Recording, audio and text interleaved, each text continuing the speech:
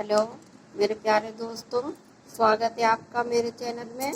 सबसे पहले तो मैं इस ईश्वर को धन्यवाद करूंगी जिसने हमें सब कुछ दिया, हर खुशियाँ दी, लेकिन हम उस प्रभु को कुछ भी नहीं दे सकते। यदि हम दे सकते हैं तो केवल धन्यवाद दे सकते हैं। और आपको कैसा लगता है मुझसे बात करके, मुझे बताइएगा।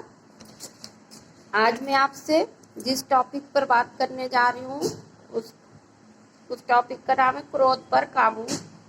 दोस्तों, आज मैं आपसे क्रोध के बारे में कुछ बात करूंगी। जिस प्रकार से ये हमें जिंदगी में कभी आगे नहीं बढ़ने नहीं देता है, और ये क्रोध हमारा बहुत बड़ा शत्रु है। यदि हम इसे अपने जीवन से निकाल दें तो हम उस प्रभु का आशय पूरा कर पाएंगे, क्योंकि प्रभु ने हमें इस दुनिया में एक दूसरे से प्रेम करने के लिए भेजा है। और हम किसी को ऐसे शब्द ना बोलें जिससे उसका दिल दुखे, क्योंकि कमान से निकला तीर और जवान से निकली बात कभी वापस नहीं आती है। और ये क्रोध हमें हाई बीपी का शिकार भी बना देता है। लोग एक दूसरे की जान तक ले लेते हैं।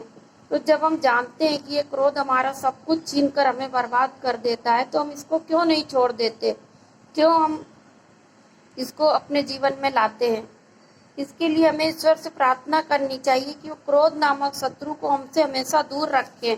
और इस क्रोध का साथ देने में जो हमारी जीभ है वो बहुत बड़ी भूमिका निभाती है, महत्वपूर्ण भूमिका निभाती है हमारी जीभ, जो बातचीत करने के ढंग में पता चलता है।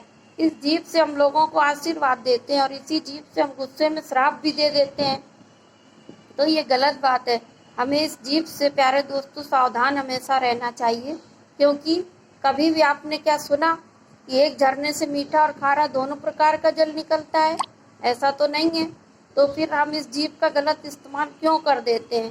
क्योंकि गुस्से में आकर हम गालियां और अपशब्द बोल देते हैं, लोगों को श्राप तक दे डालते हैं, और जब हम खुश होते हैं तो वरदान दे देते हैं। तो हम इस जीभ का गलत इस्तेमाल क्यों करते हैं?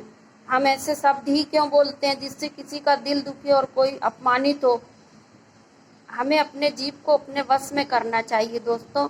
यदि हम अपने जीभ और मन की इंद्रियों को अपने वश में करना सीख गए तो फिर हमारा कोई कुछ नहीं बिगाड़ पाएगा, और वो ईश्वर, वो प्रभु भी हमसे प्रेम करेंगे, क्योंकि वो भी यही चाहते हैं कि हम, जो उन्होंने हमें ज़िंदगी दी है, बड़ी मुश्किलों में ये जीवन मिलता है दोस्तों, तो इसका हमें सही और अच्छा इस्तेमाल करना चाहिए। कैसे लगते हैं आपको मेरे विचार, बताइएगा, कमेंट्स करिएगा। यदि कुछ गलत बोलती हूँ मैं, आपको कुछ गलत लगता हो तो आप कमेंट्स कर सकते हैं, मुझे बुरा नहीं लगेगा। क्योंकि अगर मुझे कोई मेरी गलतियाँ बताता है तो मैं बिल्कुल भी बुरा नहीं मानती हूँ, बल्कि उसको सुधारने का प्रयास करती हूँ। तो प्यारे दोस्तों, बताइएगा मैंने कैसा बोला, आपको मेरे आज के विचार कैसे लगे।